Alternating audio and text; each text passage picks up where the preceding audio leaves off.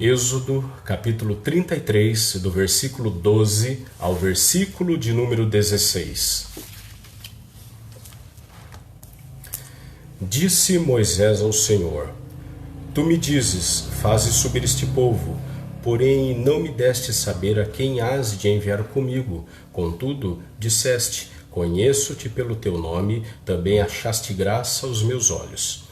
Agora, pois, se achei graça aos teus olhos, rogo-te que me faças saber, neste momento, o teu caminho, para que eu te conheça e ache graça aos teus olhos, e considera que esta nação é teu povo. Respondeu-lhe: a minha presença irá contigo, e eu te darei descanso. Então lhe disse Moisés: se a tua presença não vai comigo, não nos faça subir deste lugar. Pois como se há de saber que achamos graça aos teus olhos, eu e o teu povo? Não é porventura em andares conosco, de maneira que somos separados, eu e o teu povo, de todos os povos da terra? Eu quero deixar mais claro esse texto que nós acabamos de ler, agora no versículo 15, repetir com você. Então Moisés disse a Deus: se a tua presença não vai comigo, não nos faça subir deste lugar. Que Deus nos abençoe poderosa e ricamente através da sua boa e suficiente palavra, em nome e por amor de Jesus. Irmãos, o capítulo de número 33 de Êxodo é um capítulo extremamente importante porque ele traz aí a metade da caminhada do povo de Israel. Nós temos aí um início de uma nova fase, um início de um novo momento na história do povo de Israel dentro do deserto. Na caminhada do povo de Israel, saindo do cativeiro do Egito, indo em direção à terra prometida. Esse capítulo de número 32 até o capítulo 3, ele faz aí essa separação de águas na história, permeando dessa forma o que nós devemos entender e como nós devemos, entendendo os caminhos do povo, fugir desses caminhos e assim sermos, diferentemente do que eles fizeram, caminhar em inteireza de vida, em entrega de vida, uma vida muito mais simples de ser vivida, porque uma vida de entrega ao Senhor é uma vida que facilita a nossa própria vida. Quando nós nos entregamos ao Senhor, a nossa vida se torna mais simples. Por quê? Porque quando entregamos a nossa vida ao Senhor e deixamos que Deus haja soberanamente sobre nós e pedimos humildemente e honestamente que Deus nos indique direções, que Deus mostre a sua vontade, mostre aquilo que nós devemos fazer ou não, ser ou abandonar de ser, a nossa vida ela tira de sobre si mesmo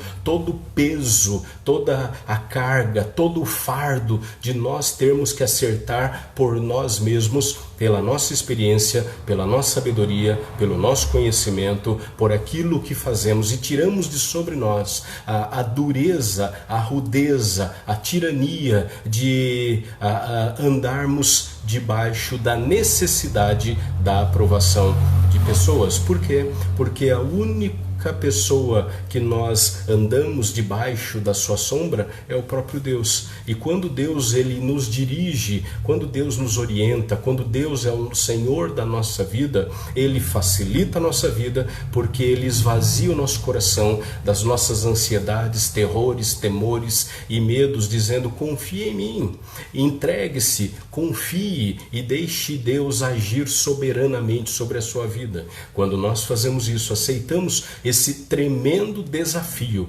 que é entregar a nossa vida ao Senhor, nós vemos a vida com outros olhos, nós temos uma expectativa diferenciada, nós temos uma expectativa alargada do que é a vida, e a vida não é mais acordar num dia de manhã, dormir tarde e acordar no outro dia cedo e dormir tarde e ganhar algum dinheiro e viver alguns dias de vida e pagar contas e por fim morrer. A vida ela tem propósito, a vida ela tem porquê, a vida ela tem alegria, a vida ela não depende única e exclusivamente daquilo que as pessoas dizem que você é, e não depende de sentimentos. O maravilhoso e uma das coisas maravilhosas de vivermos na dependência do Senhor é que nós não somos escravos mais dos nossos sentimentos.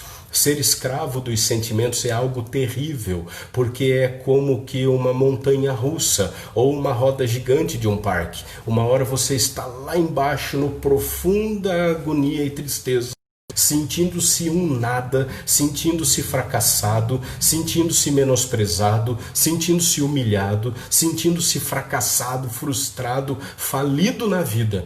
E em alguns momentos da vida você está lá em cima, achando-se e entendendo-se como a melhor pessoa, a pessoa mais conhecedora, a pessoa mais vitoriosa e mais feliz. Quando nós somos dependentes, quase que escravizados das nossas emoções e sentimentos, nós vivemos não uma vida feliz e próspera, mas uma vida infeliz. O grande problema, e um dos grandes problemas, na verdade, de vivermos na dependência de sentimentos, é que esses sentimentos, além de eles mudarem, eles mudam muito dependendo de como nós entendemos que as pessoas estão agindo conosco. Ou seja, os meus sentimentos, eles dependem, eles são reféns da maneira como as pessoas me tratam, da maneira como as pessoas me observam, da maneira como as pessoas se relacionam comigo, da inteireza dos relacionamentos, da sinceridade dos relacionamentos, da entrega dos relacionamentos ou da falsidade dos relacionamentos.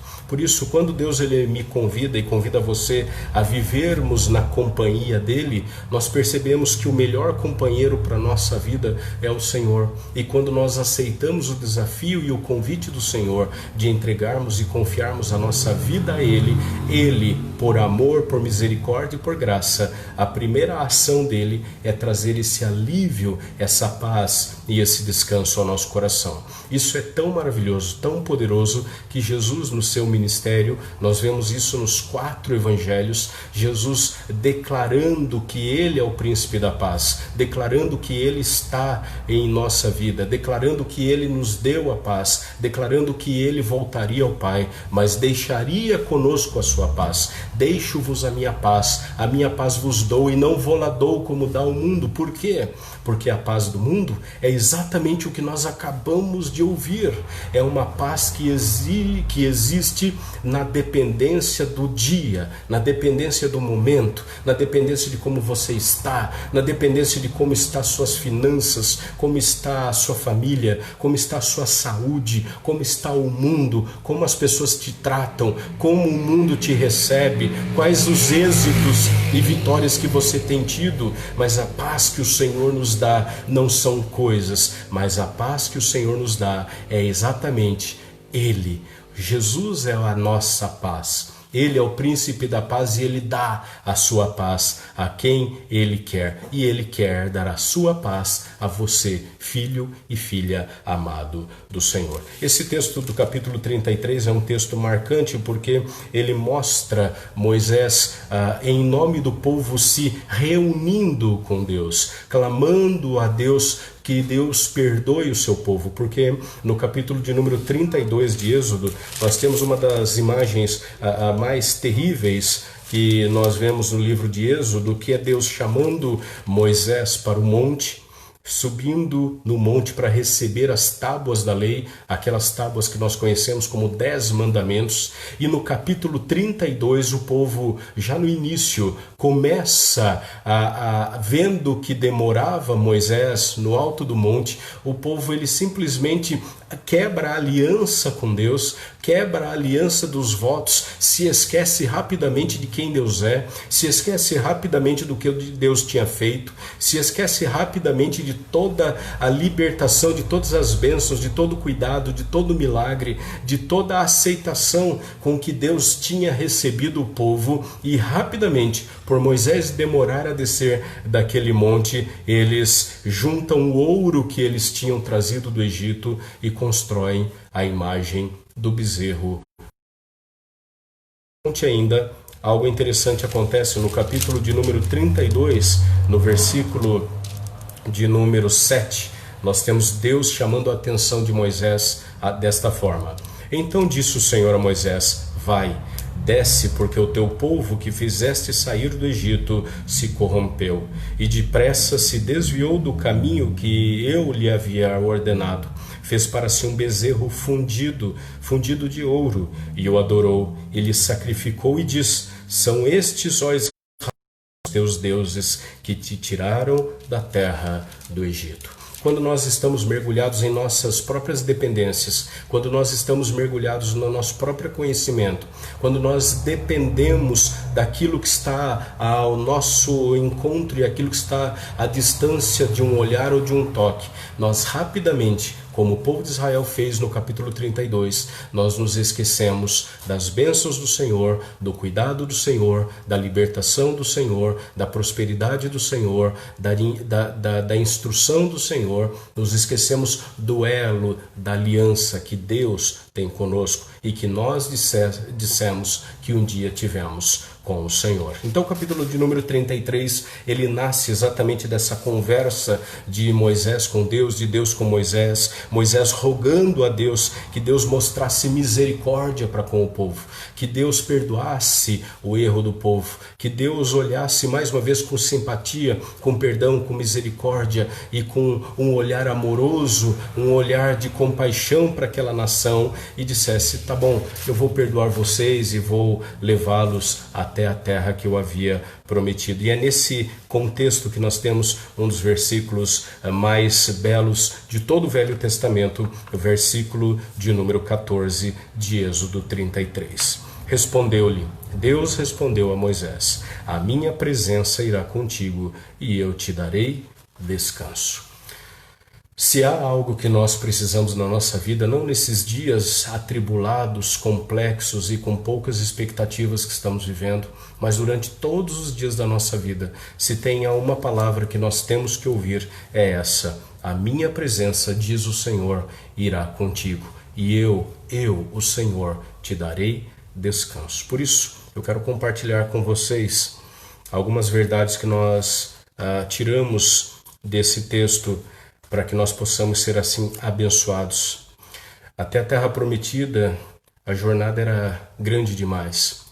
Até aquele povo tomar posse da terra prometida, os desafios foram enormes, foram incontáveis, e assim é na nossa vida também.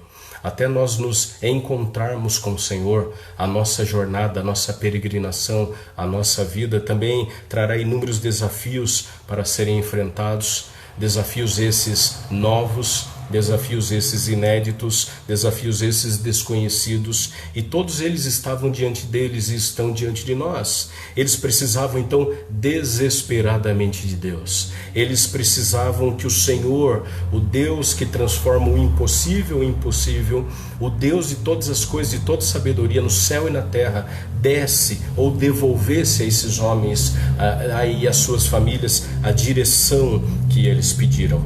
Então o pedido de Moisés a Deus para sua jornada foi: se a tua presença não vai conosco, não nos faça subir deste lugar. O que essa conversa nos ensina? O que esse texto tem para nós? O que essa mensagem de Moisés e de Deus para Moisés, a resposta de Deus para Moisés, tem a nos ensinar? Primeiro, nós vemos que Deus é um companheiro imutável.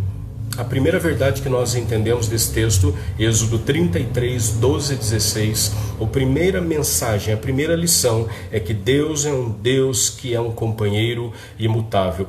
Veja o que o próprio Senhor, ele responde e garante a Moisés: a minha presença irá contigo. A minha presença irá contigo. Isso é tão poderoso, isso é tão maravilhoso, que alcançou o coração de Moisés e fez com que ele tivesse o seu vigor, a sua energia, a sua vida, a sua expectativa, a sua esperança renovados e redobrados no Senhor. Ele recobra todo o ânimo, ele recobra toda a fé, e ele vai em direção à palavra do Senhor, toma posse dessa palavra, porque foi Deus quem falou, e ele continua em frente juntamente com o seu povo. povo. Isso é tão poderoso e foi tão verdadeiro como toda a palavra de Deus que lá no livro de Josué capítulo 23, verso 14, nós lemos assim: nenhuma só promessa de Deus caiu de todas as boas palavras que falou de vós, o Senhor vosso Deus.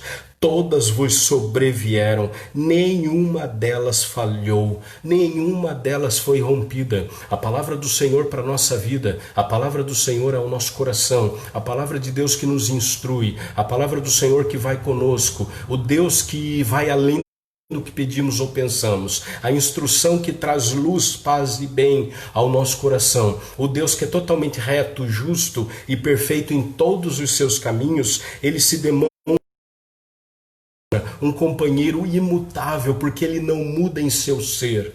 Deus, ele não tem sobre si a dificuldade que nós temos de mudarmos o que somos, de mudarmos nossos pensamentos, de mudarmos nossas reações, de mudarmos o nosso conhecimento, de mudarmos o nosso caráter, às vezes, diante das pressões, diante das opressões, diante dos escândalos, diante dos temores, diante dos amores, diante das crises, da morte, da doença, do dinheiro, do poder.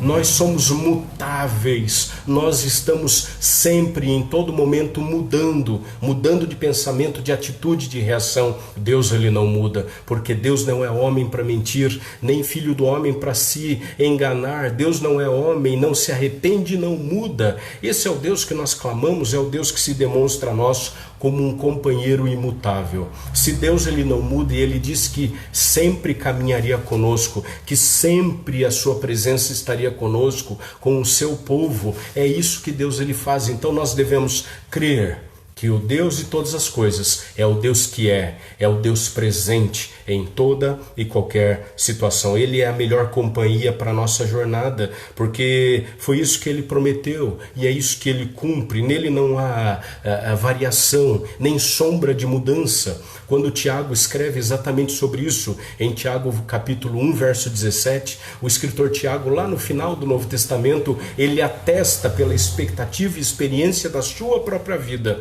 e por olhar em volta a experiência do povo de Deus. Deus é o Deus que não tem variação e nem sombra de mudança. A promessa de Deus a Adão é a promessa de Deus que vale para você.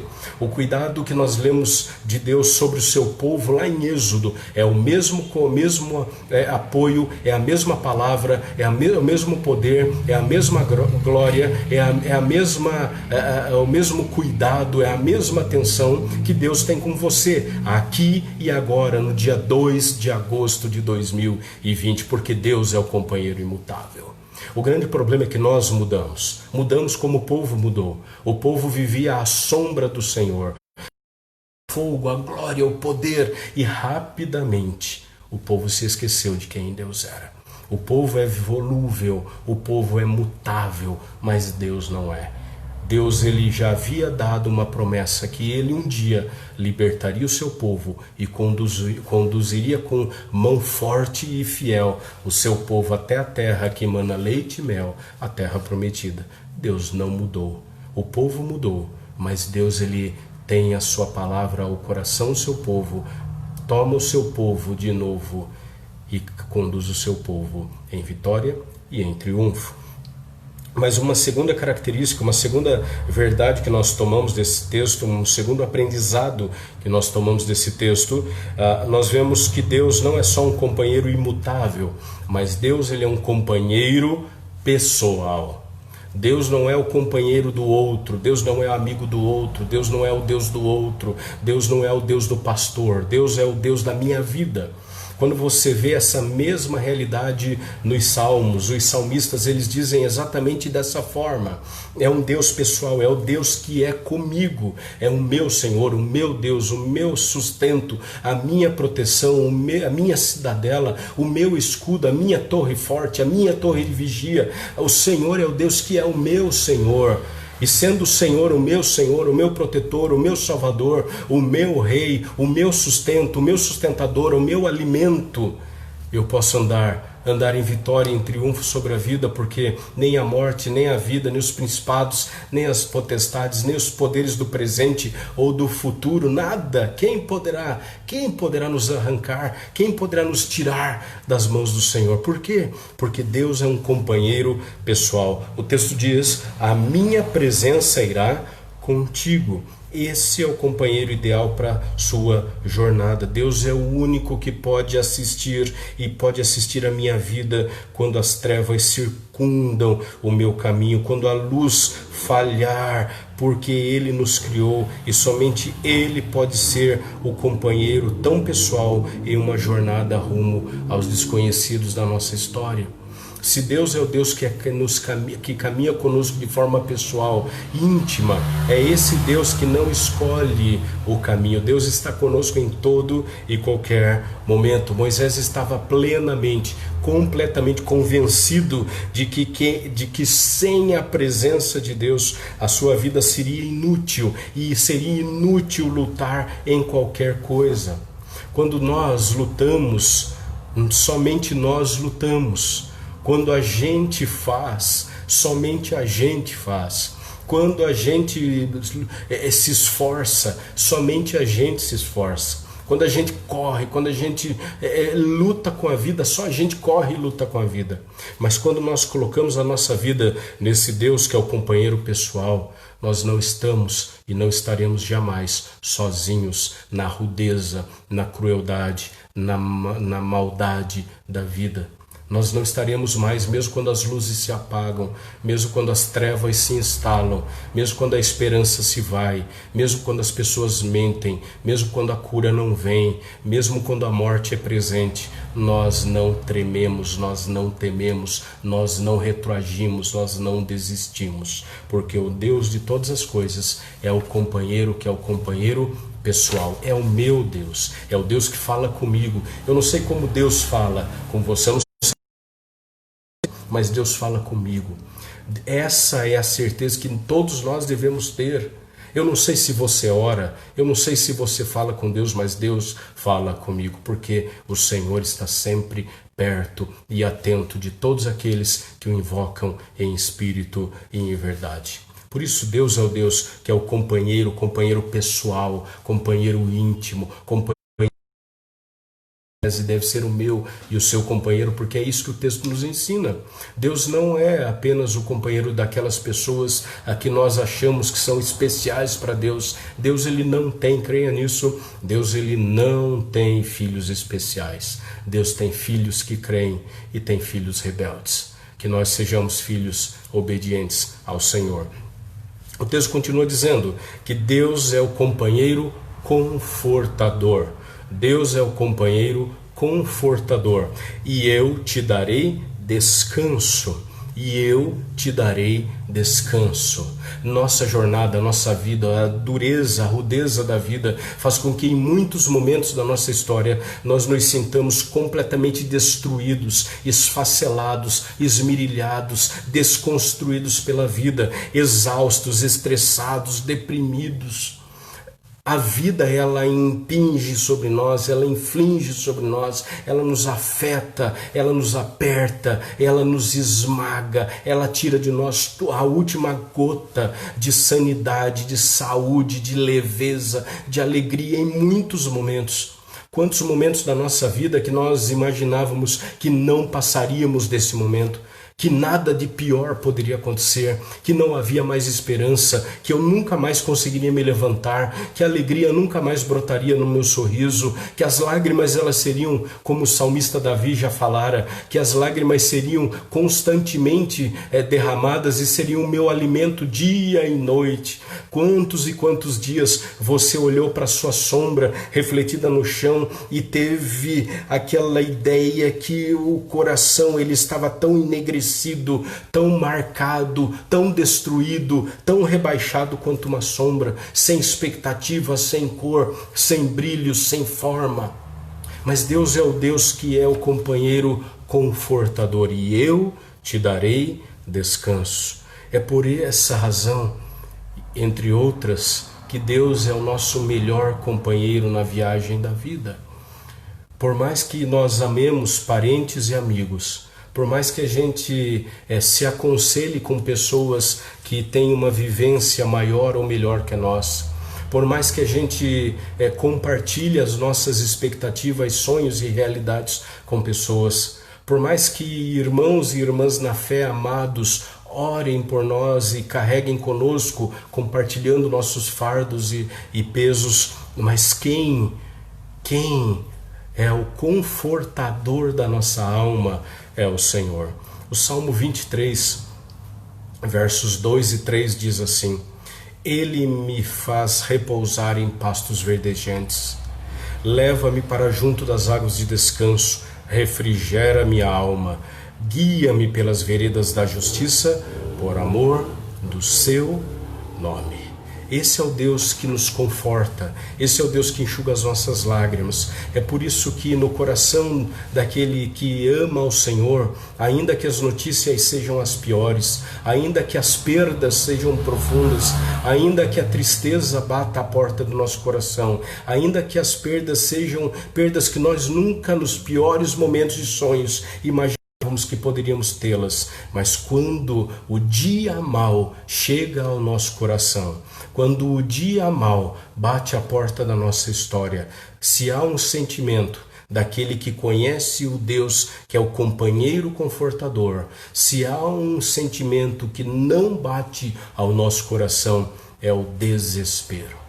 Aquele homem, aquela mulher que conhece Deus face a face, que sabe que Deus é o Deus que falou um dia: a minha presença irá contigo e eu te darei descanso, ele não conhece o desespero. Desespero é a falta de esperança. Desespero é quando você olha para o rosto da vida e não enxerga mais nenhum futuro. Desespero é quando a morte é o nosso único caminho e quando a tristeza é a nossa única certeza. Não há desesperança para aquele que ama o Senhor, porque Deus é o Deus que está conosco hoje e eternamente. E é por isso que Jesus, lá em João capítulo de número 17, Jesus faz uma oração maravilhosa ao Pai, e Jesus não pede por ele, mesmo faltando pouco tempo para ele ser entregue e morto na cruz, mas Jesus não pede por ele, ele pede por nós. E Jesus, ele orou um dia por você. Jesus, em pessoa, clamou ao Pai por você, quando ele diz: Pai, eu não peço apenas por estes, eu não peço por esses que estão próximos a mim, mas eu peço por todos aqueles que um dia o Senhor dará. Por todos aqueles que um dia me ouvirão, que conhecerão, que crerão, que se entregarão. Eu vou, Pai, pedir por esses aqui, meus discípulos e apóstolos, homens e mulheres que estão à minha volta, mas por aqueles lá no futuro, lá em 2020, que ouvirem a Tua palavra e crerem naquele que me enviou. Jesus orou por você, porque Jesus conhece a nossa dor, conhece a nossa fragilidade, conhece a nossa limitação. Jesus sabe que nós somos pó e cinza. Jesus sabe que nós somos facilmente destruídos, que os nossos sonhos se vão, que a nossa alegria se desfaz, que o nosso sorriso se transforma em pranto, que a nossa festa se transforma em luto. Mas se há algo que não pode fugir do nosso coração, é a certeza que o nosso companheiro é um companheiro confortador e, por fim, é um companheiro insubstituível. O texto ainda diz: se a tua presença não vai comigo, não nos faça subir deste lugar. Se o Senhor não vai comigo, então eu não saio daqui. Se não for o Senhor que vai me guiar, se não é o Senhor que vai me instruir, se não é o Senhor que me dará descanso, se não é o Senhor que vai mostrar o que eu devo ser ou não, se não é o Senhor que vai mostrar as possibilidades, se não é o Senhor que vai me mostrar o caminho a seguir, um caminho de vitória, um caminho de paz, um caminho de tranquilidade, um caminho que por vezes pode até ser mais longo, mas é o caminho da instrução, é o caminho do aprendizado, aprendizado, é o caminho do crescimento, é o caminho da santidade, é o caminho da edificação, é o caminho em que eu, lá na frente, serei completamente diferente do que sou hoje. Se não é isso que o Senhor vai fazer comigo, então não faça nada. É essa a certeza que nós devemos ter. E é esse Deus que é o nosso companheiro. Deus é um companheiro insubstituível. Você pode substituir tudo na sua vida, mas não pode substituir o companheiro maior e perfeito que é Deus. Moisés e o povo tinham a possibilidade de ter a presença de um anjo com eles, um representante legítimo de Deus com eles, mas não abriram mão da presença de Deus. Deus, ele fala: eu vou deixar o meu anjo com vocês. E Moisés falou: não, Senhor, ou é o Senhor ou não é nada. Porque a nossa vida é assim, nós precisamos do Senhor, nós temos desejo do Senhor. O salmista já cantou nos Salmos: a minha alma suspira pelo Deus vivo, assim como as corças suspiram pelas águas de descanso, porque elas estão sedentas, porque elas estão no deserto, porque se elas não beberem de Deus, elas secarão, definharão e morrerão. Nós temos que ter essa mesma necessidade. Nós vivemos dias de caos e crise mundial e nós vivemos espiritualmente como se nós estivéssemos vivendo nos melhores momentos. Nós estamos vivendo espiritualmente como se nós estivéssemos vivendo no paraíso, e nós não estamos e nunca estaremos. O grande ponto desse texto de Deus ser o companheiro insubstituível é que nada substitui a Deus e ninguém deve ser colocado no lugar do Deus santo e tremendo. Deus é único, Deus é singular, Deus é imprescindível, Deus é insubstituível, Deus é inigualável. Não há outro Deus além de ti. A quem compararei o Senhor? A quem compararei o Senhor? Não há outro Deus além de ti. Não há outro Deus que fale conosco, não há outro Deus que nos instrua, não há outro Deus que nos conforte, não há outro Deus que vá à frente na nossa jornada. João, no capítulo 1, verso 14, o evangelista diz: e o Verbo se fez carne e habitou entre nós, cheio de graça e de verdade, e vimos a sua glória, glória como do unigênito do Pai. Jesus é o grande Emanuel, Jesus é o grande Deus conosco, o Deus que age, o Deus que fala. Ele é o companheiro confiável, Ele é o companheiro pessoal, Ele é o companheiro confortador, Ele é o companheiro insubstituível nas nossas vidas. Por isso, entregue sua vida ao Senhor, confie nele e o mais Ele fará. Que Deus, esse companheiro tão poderoso, Ele continue sendo o Deus que é durante a sua jornada de 2020 e durante todos os anos que Deus concederá a você e a sua família, hoje e até a eternidade. Em nome de Jesus. Amém. Que Deus abençoe você, que Deus abençoe a sua família, que Deus continue manifestando graça e glória sobre você e que você possa, dia após dia, receber o melhor de Deus, esse Deus que faz sempre muito mais do que pedimos e do que pensamos. Nós vamos orar nesta hora. Eu quero orar por você, clamar ao Senhor que o Deus de todo consolo, o Deus de toda paz, o Deus de toda bênção, o Deus de toda maravilha, Ele seja presente em você e que assim você receba a cada nova manhã a bênção e o cuidado do Senhor. Vamos orar? Vamos orar também pela avó da Andréia Amaral, que completou 90 anos ontem, a dona Laís, 90 anos, que bênção. Deus abençoe poderosamente a vida da dona Laís, 90 anos de idade, começando a vida ainda. Que Deus abençoe em nome de Jesus. Pai bondoso e amado, obrigado, Senhor, mais uma vez por estarmos na Tua presença juntamente com o Teu povo. Deus, o Senhor conhece a necessidade, a alegria e a tristeza de cada um de nós. Eu coloco mais uma vez a vida da Anelisa pelo seu aniversário. Glórias ao Teu nome, pela fidelidade do Senhor sobre a vida da Tua filha. Concede a ela, ó Deus, as bênçãos que ela tanto precisa e depende. dela, ó Deus, de uma forma muito especial também a sua família. Pedimos, ó Pai, pelo seu Benedito, Pai da Vilma. Ó Deus, abençoe aquele Senhor para a glória do teu nome, que o Senhor cumpra nele o teu querer. Pedimos também, ó Pai, pela dona Laís, completando hoje 90 anos. Louvado seja o Senhor por tantos anos de fidelidade e cuidado na vida daquela senhora. Te louvo pela vida dos meus irmãos presbíteros da Igreja Presbiteriana do Brasil, que hoje nos lembramos de forma muito especial pelo seu dia, que eles sejam abençoados juntamente com suas famílias. Abençoa também todo o teu povo, ó Deus, todos nós precisamos de Ti. Obrigado, Deus, porque Tu és um companheiro confiável, pessoal, confortador, insubstituível, o Deus que é conosco, o Deus que age em nós e através de nós, o Deus que faz em nós e opera em nós tanto querer quanto realizar. Ó Deus, nem olhos viram, nem ouvidos ouviram, nem ainda entrou em coração humano que o Senhor ainda tem por fazer em nós e através de nós. Por isso, Pai, manifesta em nós o Teu querer e a Tua vontade. Que nós sejamos obedientes a Ti, úteis na Tua obra. Nesses tempos sejamos uma voz de bênção, paz e conforto. Assim como o Senhor é conosco, o Senhor tem uma voz sempre de bênção, paz, conforto, direção, liderança, transformação e restauração. Permite, ó Deus, que eu e os meus irmãos sejamos como Tu és, trazendo a Tua palavra aos corações aflitos. Obrigado, Deus, pela Tua paz, pela Tua bênção, em nome de Jesus.